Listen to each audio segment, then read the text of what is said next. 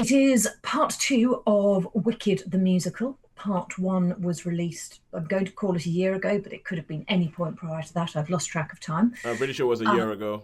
They've it, done the Harry Potter thing. yes. So it is, yes, it is part two of the stage musical starring Ariana Grande and Cynthia Erivo, who are obviously wonderful as far as I'm concerned. And also returning members of the cast as Jeff Goldblum, Jonathan Bailey, Michelle Jonathan Yeoh. Bailey, Ishmael Yeoh. It's quite the stellar cast, and the story continues of Glinda, the good witch, perceived good witch, and Alphaba. Alphaba, the perceived bad witch, who is green, and therefore green being recognisably bad, obviously, in somewhere that has an Emerald City. Why have logic when you cannot?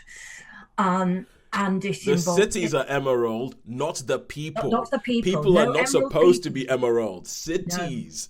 Cities emerald, people not emerald. Yep. So it involves the unfolding of their lives as they Elphaba tries to prove that the wizard is committing fraud against all of the Well, because if I may, because okay, so this is the second part. So obviously, it's picking up from the end of the first part. So this is a film that I would imagine you can't just jump into without watching the first part. I would recommend against it. You probably could, but you'd probably be a bit confused. Which is Sharon. That's your issue. Me. Yeah, yeah. That's your like. I refuse to go in there having missed 2.5 hours of setup for this film. Need to watch that first. So it is an all singing, all dancing musical extravaganza. The set is beautiful. It's filmed live action, so they are literally singing whilst they're doing their own stunts.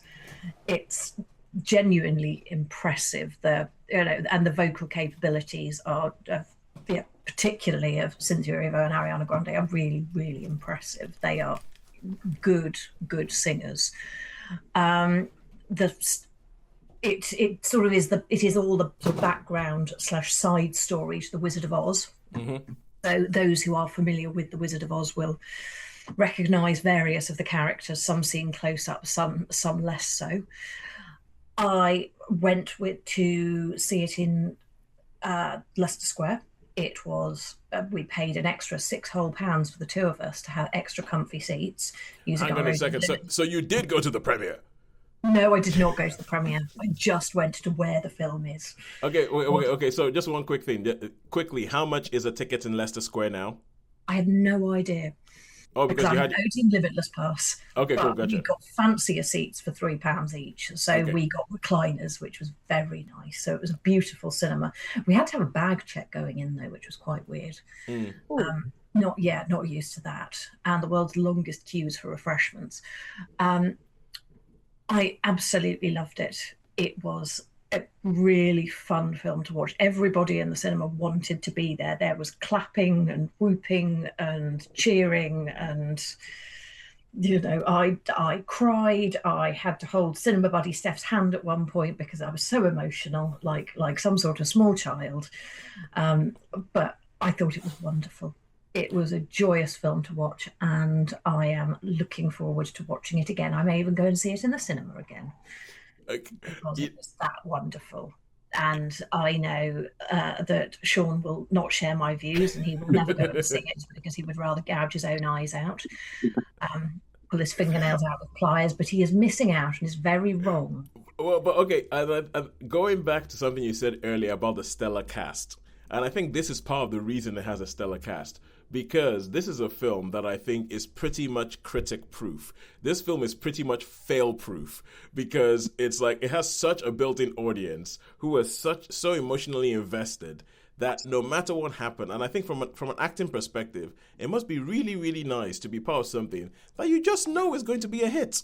Like whatever you do, we know it's going to be a hit. A bit like that film Regarding You that I saw the other week, which is still in cinemas, still raking in the money. And it's terrible, but so I kind of feel like I feel like Wicked for Good, Wicked in general, kind of like defies, in addition to defying gravity, it defies criticism.